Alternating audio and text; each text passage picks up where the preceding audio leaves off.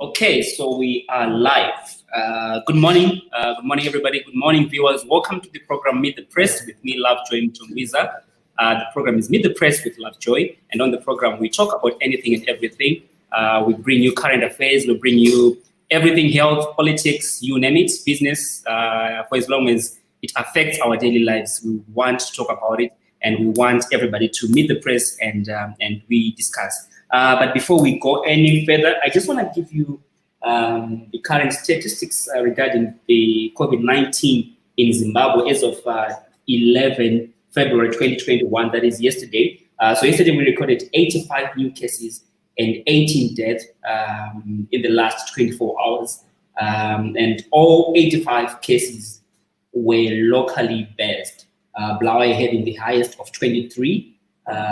So our statistics now stands at 34,499 cases have been recorded, 29,630 recoveries, and 1,382 deaths, which is not a good number at all. But of note is that our recovery rate keeps on going up, and now it stands at 84.8 from about around below 60 or around 50 something, 55 about three, 4 weeks ago. So we owe it to our frontline workers who are doing well, and we owe it to you as well, who are making sure that your next of kin, your friends, everyone around you is safe and sound, and you are also safe and sound. Those frontline workers are not the only frontline workers that we are celebrating today. Today we have invited Mr. Zvidzai Maburutse. I'll let him introduce himself and talk about where he's coming from before I introduce the topic for today. Mr. Zvidzai Maburutse, welcome to the program. Thank you very much, Lovejoy, and thank you very much, viewers. My name is Zvidzai Maburutse. I'm the country director of International Rescue Committee, which is an international humanitarian agency working in 55 countries, of which Zimbabwe is one of them. And in Zimbabwe, we are working in about 4 districts. That is Nyanga, Chipinge, Chimanimani, and then Beitbridge. And we are supporting people in terms of COVID, in terms of responding to floods, doing food security, and as well doing issues of protection of women and wish women. Thank you. Okay, thank you so much for coming to the program, and we are looking forward to sharing with you. So the reason why we invited you to the program is that amidst all this COVID-19 response, we have had a lot of focus. I think the national focus has been on COVID-19 response and making sure that everybody's safe. But we have had another disaster, which I can call another pandemic, if not handled well. It's going to turn out into another pandemic. We had Cyclone Eloise, which hit the country, parts of the country that is in the Manicaland region. We are talking about Chimanimani, Chipinge, and other areas in that region. This cyclone hit, but it was underreported. Nothing was done, or very little was done. Your organization came through together with other organizations. Of course, the government chipped in, but there's been very little about it. Please take us through what is the situation on the ground, how many people have died, how many people have been displaced, how many people need help as of today. Thank you very much, Lovejoy. We are very lucky that the cyclone, which was predicted to be Cyclone Eloise, it was downgraded to a storm, which is in terms of severity, it was a little bit less than what was expected. And I know the government and a number of humanitarian actors have been on the ground preparing for this. So when it hits the Chimanimani and Chipinge, where IRC has got presence on, we worked with the civil protection unit at the district level, and we did assessments. And right now, because we are present there, working with funding from the European Union, together with Save the Children, we managed to do a quick assessment and managed to support at least 100 households with some cash transfer. And we managed to give them some essential non-food items, which are composed of the basic things like pads for women, which is critical in this time. We gave them soap. We gave them jerry cans so that at least they can be able to collect clean water, given that most of the water sources had been destroyed. We gave them as well uh, some plastic sheeting so that at least they can be able to cover some other areas. So what happened when the cyclone Eloise reached those areas? Some houses, toilets, springs and bridges, and some classrooms were destroyed, and the people's houses were destroyed. And right now, about plus or minus 500 families have been affected, especially in the two districts where we are working, which is Upinge and Chimanimani, after the assessment which we did together with other humanitarian actors being led by the government of Zimbabwe. Thank you. You say 500 families were affected, but of the 500, how many people died? If you've got the numbers at the tip of your fingers, how many people died? How many people needed probably medication? How many people needed to be hospitalized after this? No, from the initial one, we were hearing that 3 people died, but since the situation was still unfolding and all that, we right now the two districts are still to give the final figures of the people we have been affected. But what I know is IRC, the initial 100 people whom we supported were people who were whose household has been destroyed and whose crops and the livelihoods has been destroyed. So we were trying to ensure that they have got the basic needs which they need right now. And then later, whilst we are clear of what has been the impact in terms of the cyclone, we can be able to then support them with the immediate and the long-term support which they really require in this time. Okay. Cyclone Eloise is different from Cyclone Idai? Cyclone Idai, it was a cyclone, but Eloise became downgraded to a storm. When it is a storm, it's if they are talking of severity, it was less severe than Cyclone Idai, and the areas which it covered was less.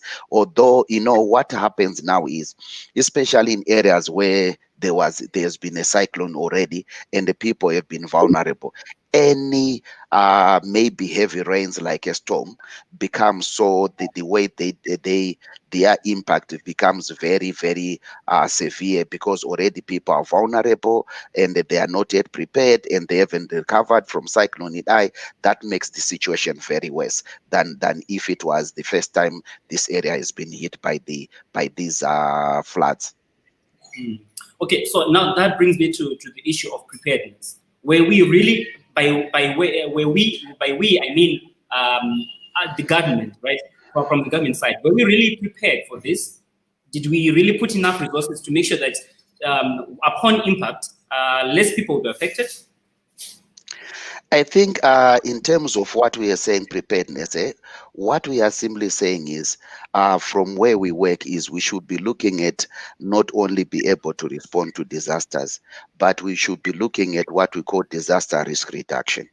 So what we should be able to do is we should be able to prepare both communities, the government and all players, to be able to anticipate, to be able to then plan, and so that at least the people can be able to cope with the disasters and be able to recover in a short time.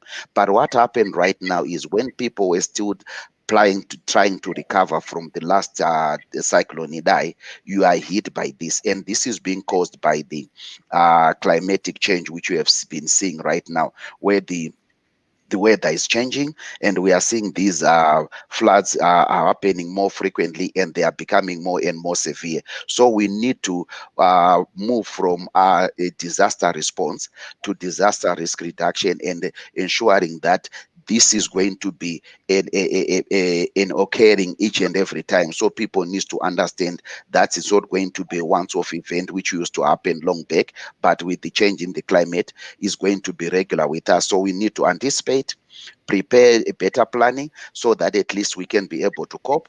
and then recover from all this. So it needs broader involvement of all the key stakeholders, from the Ministry of Health, Ministry of Roads, Ministry of Agriculture, and all, and the humanitarian actors, so that at least we look at it from a holistic point of view. Thank you. But do we have that in place? Do we have all those mechanisms in place, or maybe something that we're now learning as we go? Yeah, I think what we have been doing is we are good at, most of us, we are good at responding to disasters, but we need to put disaster risk reduction in all our planning, knowing that Chipinge and Chimanimani, they are either, it's an issue of when. Certainly in 2-3 years later, they will be able to have floods. So we need to have a then long-term plan, which we need to invest to say, how then do we plan our planning purposes who are settled in the areas which are prone to floods? How do we prepare for the floods? How do we just do basic mitigation? How do we plant some plantations, so that at least if the floods are coming, they don't become the way we do our land preparedness, the way we build our bridges, the way we resettle, the way we do our cropping, he has got to ensure that we anticipate that after every 2 or 3 years there are going to be floods coming in, and so that at least we should be prepared for that. And if they come in, we should be able to say who does what way, and then how do we have those resources. Those resources are supposed to be part of our long-term development. It's no longer the way we say, oh, now, like what we used to do, to say a drought comes in, a flood comes in, and then it comes after another 20-50 years. It's going to be more frequently, so it has got to be part and parcel of our daily planning. That's the only way we can be able to deal with these recurrent floods. In 2019, I covered Cyclone Eloise. I think a day or two after it hit, I went to Chimanimani and I just witnessed the infrastructure destruction that had happened there.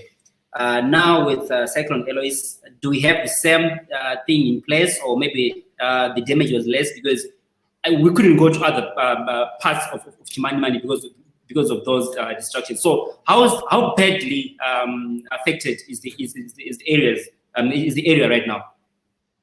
Yeah, it happened in the same areas, and right now what we did is, at least when we were doing it last time, when we were doing it with as IRC, I will talk about IRC. What we are doing now is, when we're putting infrastructure like latrines, we were putting latrines which can withstand some of these floods. When you construct them, the way you construct, you put the material which you use, so that, and then where you site them, so that at least you anticipate to say, if a flood comes in, is going to come in these areas. And then if then last time we did put labs out, we were looking at the water sources which they were having, and some of these springs we had to protect them, so that at least we use materials, so that at least when the floods come in, they can be able to withstand floods. And some of the areas, they were putting some banks, so that at least if the floods comes in, they will be able to be directed to the water areas. So there are some work which had been done, but at least this is a long-term planning which we really need to be doing. And if you see, even I was talking about even here in Harare, where people are settled in some of these wetlands and all those, you see that some of those areas, they will be flooded. So we need to have a long-term planning of how then do we do our planning in terms of settlement, in terms of how we do our our work as all humanitarian actors. Thank you. Okay, the reason why I asked that question earlier on about infrastructure, especially the roads, the bridges, is right now we are within a COVID-19 pandemic, and a lot of resources need to get to the people, especially in remote areas, and I believe those are some of the areas that we are heavily affected. And now we've got those infrastructure now out of the reach of men, right? So how are people able to receive the aid? How are you able to receive, to give aid to the people in need? How are you communicating with them? How are you going to assist them? Thank you very much for that. That's a very good question. When we when the cyclone happened, we realized that some of the areas, some of the roads were not accessible, but in some of those areas they were quickly. We looked at alternative roads which might not be ordinarily being used at all those. And when you use those, you would need the 4x4 cars.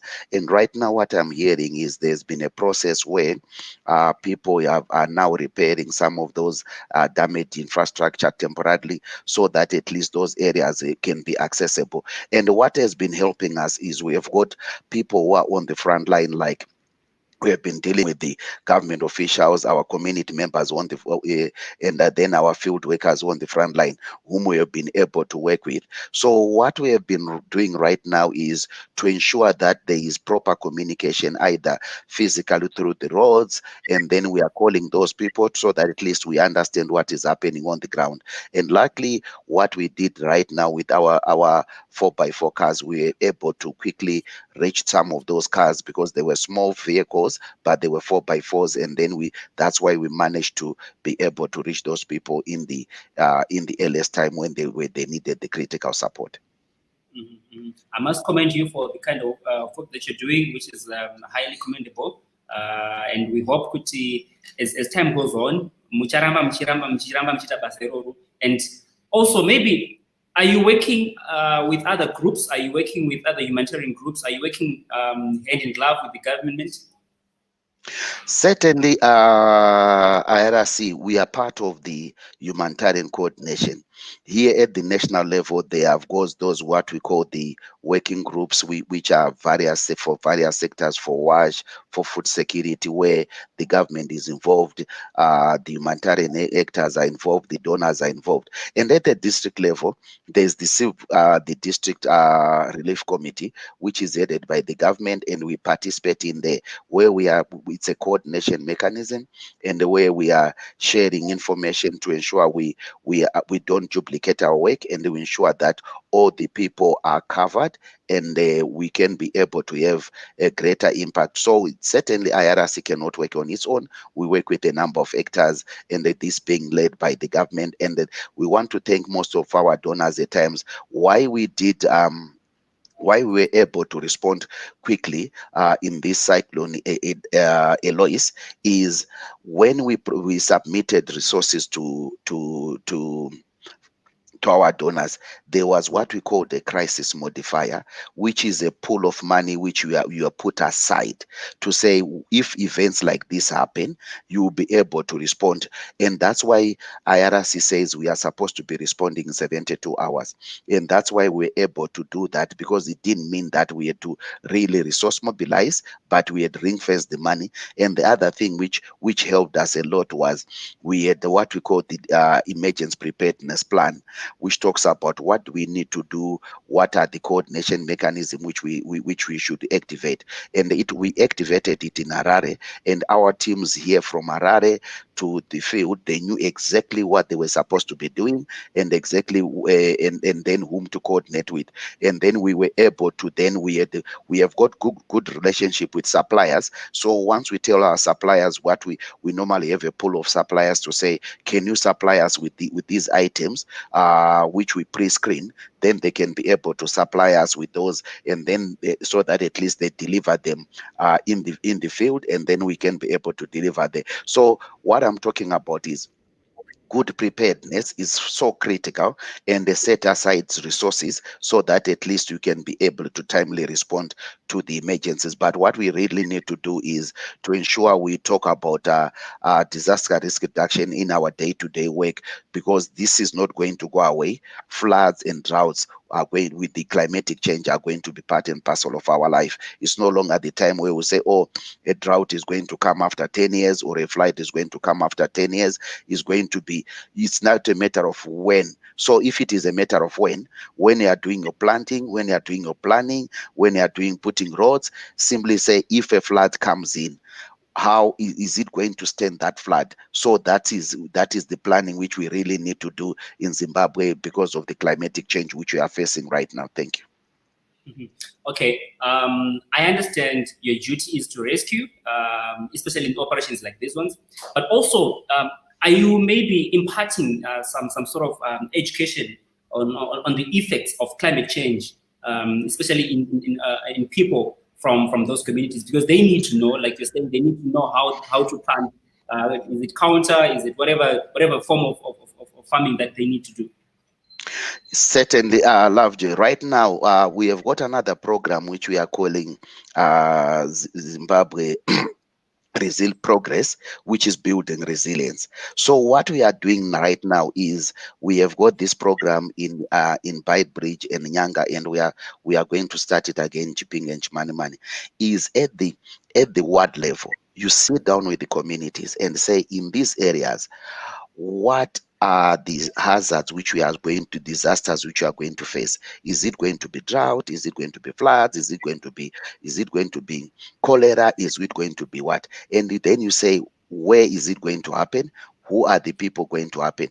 And then you say, for us, how then do we first of all mitigate the impact of the drought? For drought right now is you need to be able to then grow things like drought tolerant crops which can tolerate drought, and they need to do climate smart agriculture, like right now people are talking of Fumvudza and all that, so that at least you can be able to then mitigate, to reduce the impact of the droughts. And if we are talking about floods right now, it is to say, where are these? And what we do now is, like in Bybridge, where we are using good latest technology like drones, where we'll be able to say, if Limpopo floods, which areas are going to be flooded, and then we can be able to put in the river a gauge to say, if the water gets to this level, is going to flood, this is the area, like modeling is going to affect these people.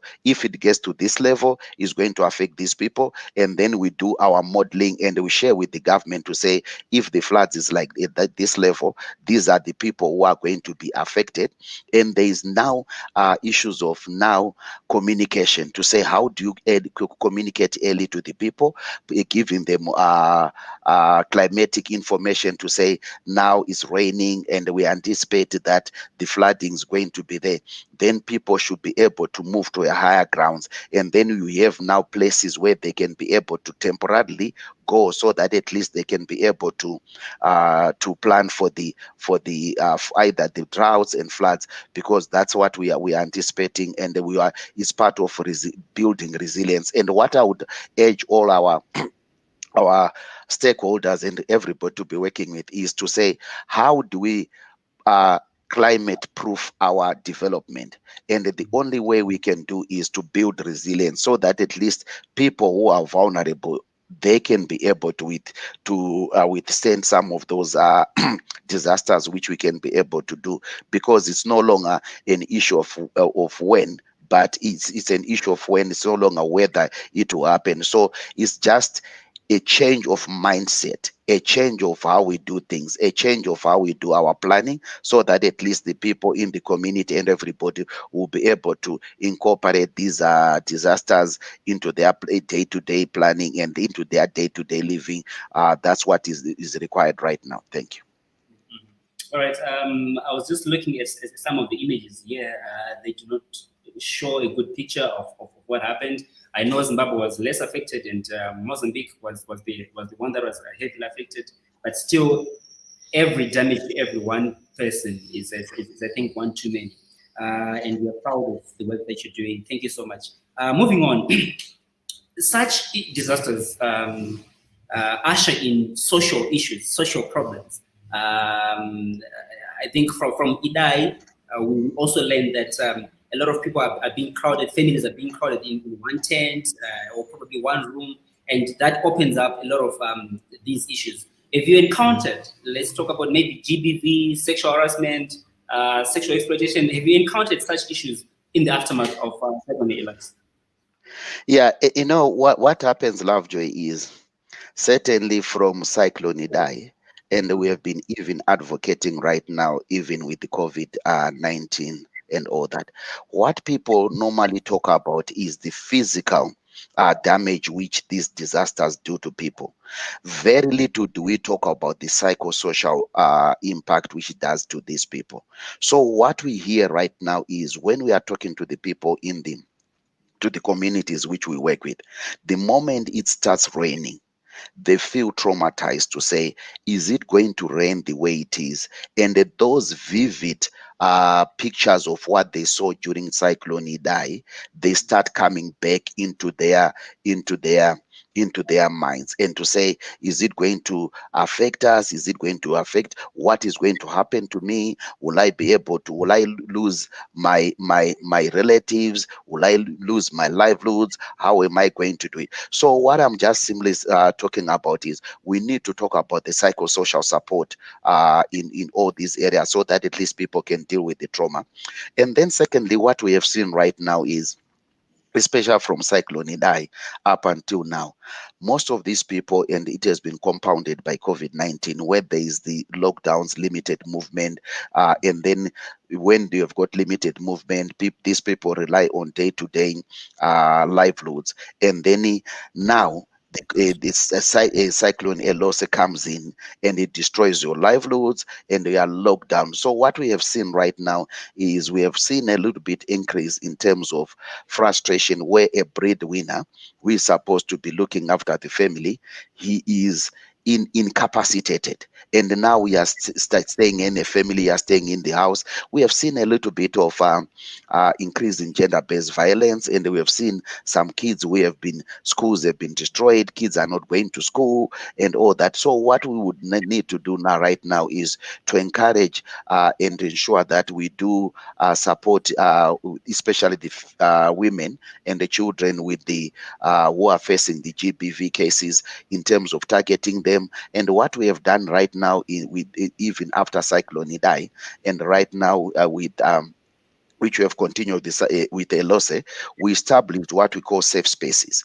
These safe spaces are for women. They come in, they come and talk about what they are facing, and they share. And in those sharing, they really air out some of the trauma which they go through. And when they come in these areas, we give them skills. And I'm glad to say, some of these women, one, they are able to then deal with their trauma. And secondly, when they are there, they are able to they spend the whole day, they are able to get more skills. And they've been producing some handbags, some things, and they have been able to really put back their livelihoods, and the trauma has been addressed. So what I would like to do is, let's look at the most vulnerable people, who are the children and the women.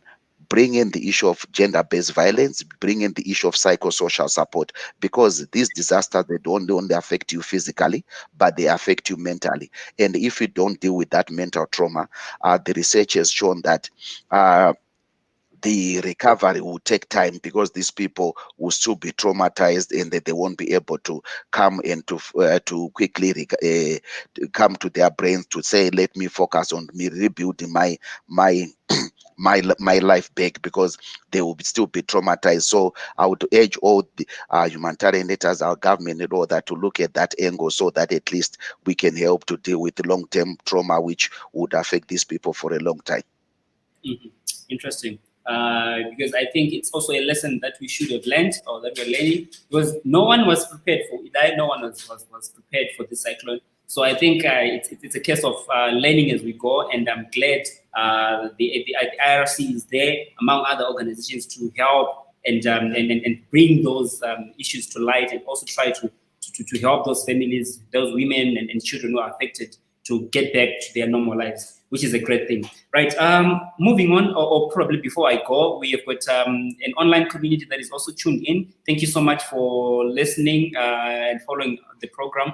I'll just quickly read a few comments that have come through. We've got Namatai Mutamba. She says, the speedy response to Cyclone Eloise shows that the humanitarian sector is learned from previous disasters. It's an issue that she talked about, and I think more can be done, although we are learning to deal with what we have. Tracy Kachiza, thank you for tuning in. Namatai again, she says, the Met Department has predicted that we would experience cyclones this rain season. It's so encouraging to see that the humanitarian players had incorporated funds for emergency response and programming. Again, it's kudos to you, IRC, and other organizations that are working in those communities and planning for such unforeseen circumstances. And then Tandi Matonga, she says, great life, we all need to learn. We all need to learn about cyclones and humanitarian work. Again, it's an issue that you talked about. Thank you so much, Tani, for tuning in and for your contribution. Moving on, Mr. Maburutse, let's talk about, again, I keep coming back to the issue of COVID because this is what we are living now. This is the new normal, right? Under COVID, we have seen lockdowns, and lockdowns have taken away source of livelihoods from people, and these families have had their livelihoods cut off. This is sort of a double trouble for them. How are they managing in as far as economically is concerned? Thank you very much, love. That is very difficult, especially when you are in, like I alluded to, when you are in a lockdown like this, and then your livelihoods are then destroyed again. So what we are doing right now is IRC, what we did, besides giving them the non-food items, we say to us, let's give our people what we call multi-purpose cash grants, and we'll be giving them for 3 months. This multi-purpose cash grant, it is the money which people are supposed to cater for their immediate needs, and then this is the money which they would be able then to maybe invest into some of their livelihoods, so that at least they can quickly recover from their life in these areas. And luckily, in those areas where we had in Chipinge and Money, our COVID response right now, which we are working in, and even when we give these people cash, we don't normally just give them cash, but we want these people in the long term to be able to recover and bring back their livelihoods. So what we normally do with them is we normally give them seeds and tools, so that at least they can be able to then plant their crops, because most of them are agricultural based,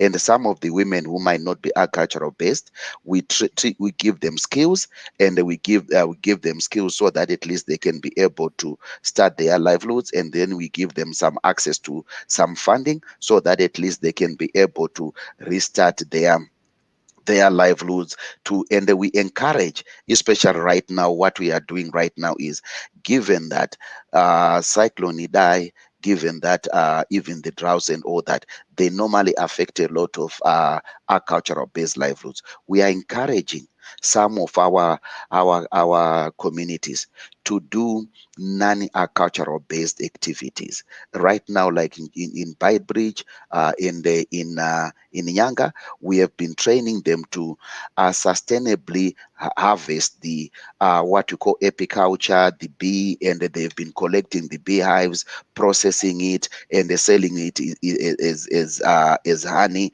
And we have been teaching them to harvest some of the natural resources which we have. And if you can see right now, most of the people, I think in this COVID-19, we have seen some of these shops now, they have been having things like Zumbani, Mufandi Chimuka, which is packaged. All this is getting into the supermarkets, and they are being harvested by some of those people, so that at least we are looking at some diversifying their livelihood, so that at least they don't only rely on agriculture. And you have seen right now things like makimbis and the things like marulas, they are now being processed, and they're seeing these things on the supermarkets, and these are being done by frontline staff, people in the communities. It's an area of saying, let's not only rely on agriculture, we have got our natural resources, which at times are not heavily affected by either floods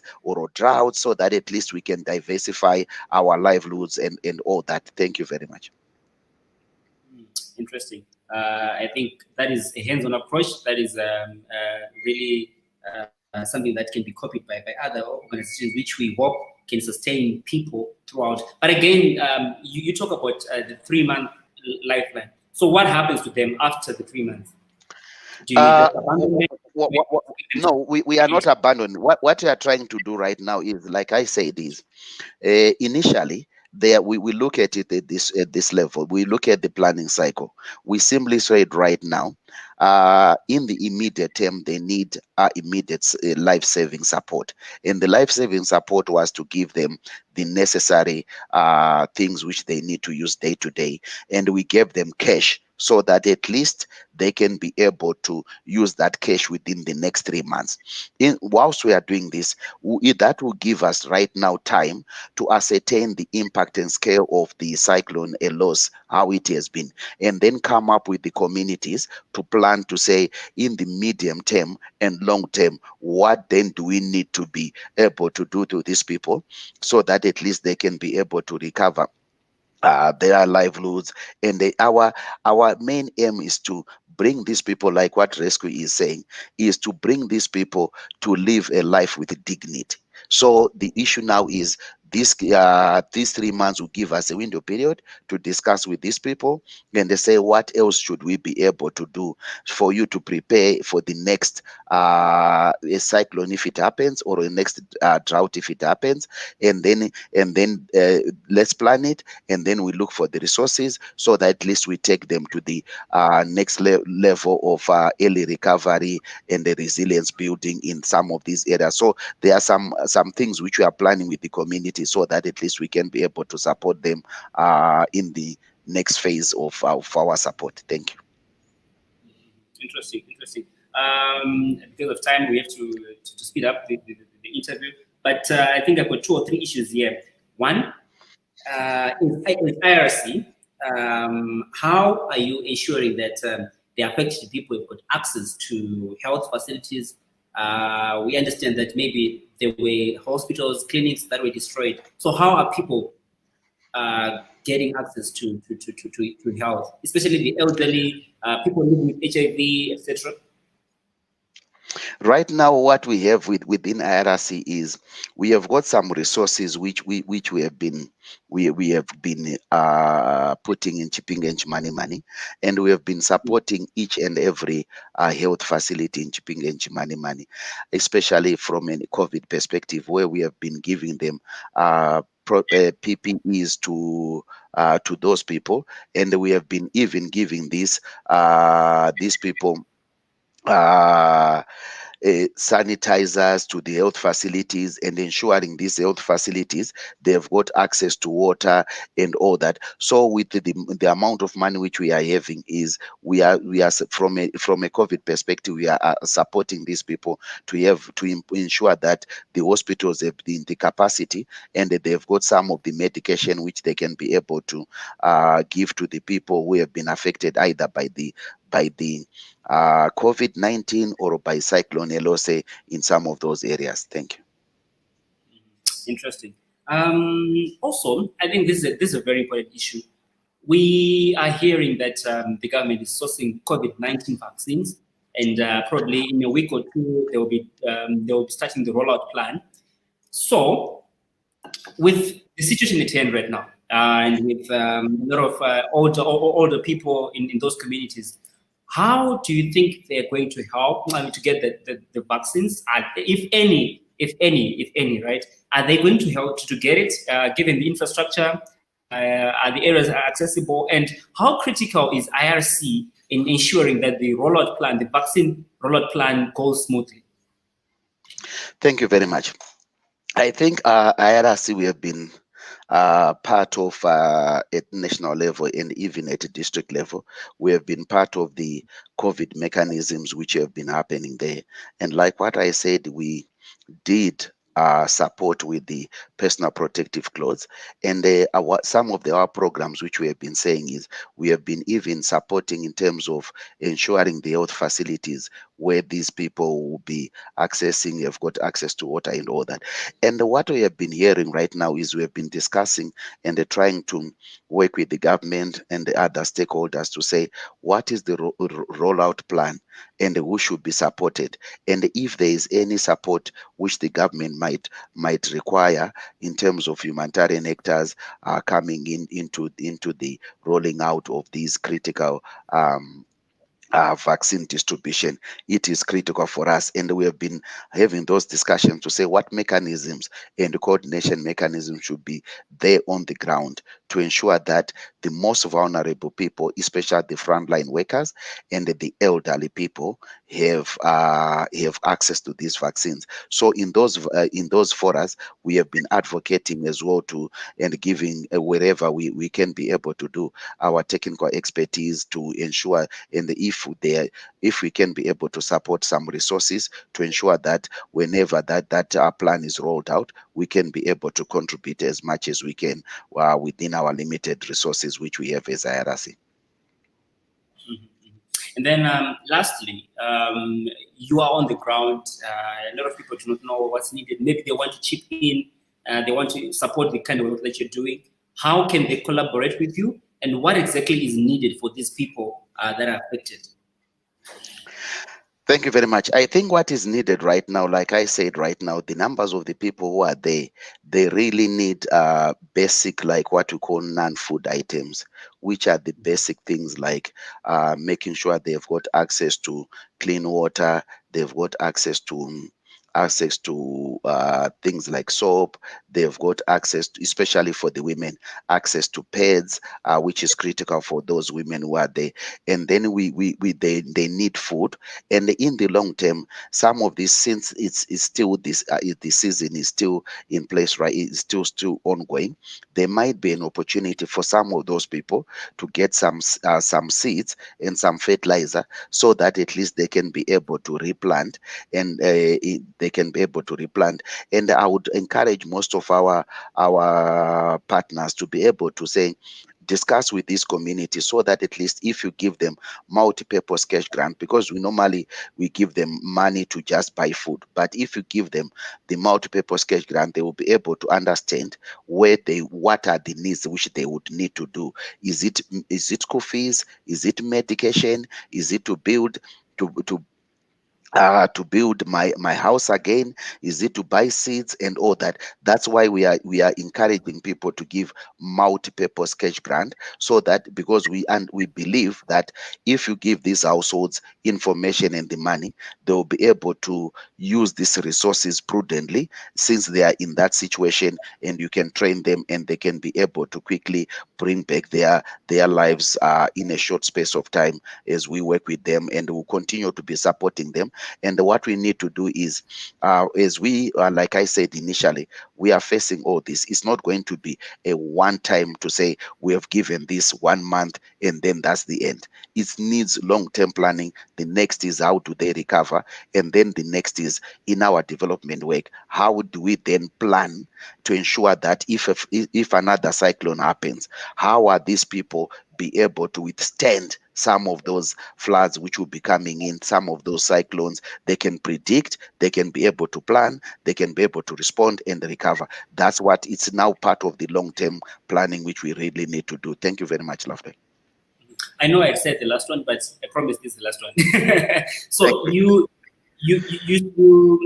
are on the ground, and maybe if you can roughly estimate for us how long it's going to take to get the lives back to normal. It depends on the livelihoods, which I cannot say. But normally we normally work with a cycle of immediate support of about 3 to 6 months, and then normally work with a livelihoods recovery from about 6 months to about 2 years, so that at least you work with these people, so that at least they can be able to recover. That means about 2 agricultural seasons, and you give them some money, you give them some training, you give them some planning, so that at least they can be able to withstand all that. Thank you. All right. Thank you so much, Mr. Zvidzai Magurutse, for coming to the program. And we really, really, really appreciate you taking time to come to the program and share with us the kind of work that you're doing to make sure that our fellow countrymen have got a decent life amidst all this hullabaloo that is going on. We appreciate you and your team. We appreciate the kind of work that you're doing. And we hope and pray that a lot of people will come on board to also chip in and help the affected communities. We, as the media, will try our best. I know that there hasn't been much about Cyclone. There hasn't been much about it in mainstream media. but we will try our best to ensure that people know about it. People know that there are hundreds and hundreds of people who need desperate help at this very moment. And we pray that they continue to be saved from the ravaging COVID-19 that keeps on taking lives. And we hope that everything being put in place will also make sure that we move on with them as we try to build the nation together. Once again, Mr. Zitsaima Burise, thank you so much. The name is Lovejoy Mchungiza. The program was Meet the Press with Lovejoy. Remember to mask up, sanitize, and social distance whenever you can. Take care and take care of your loved ones. Thank you very much, Love. All right, cheers. Have a good day.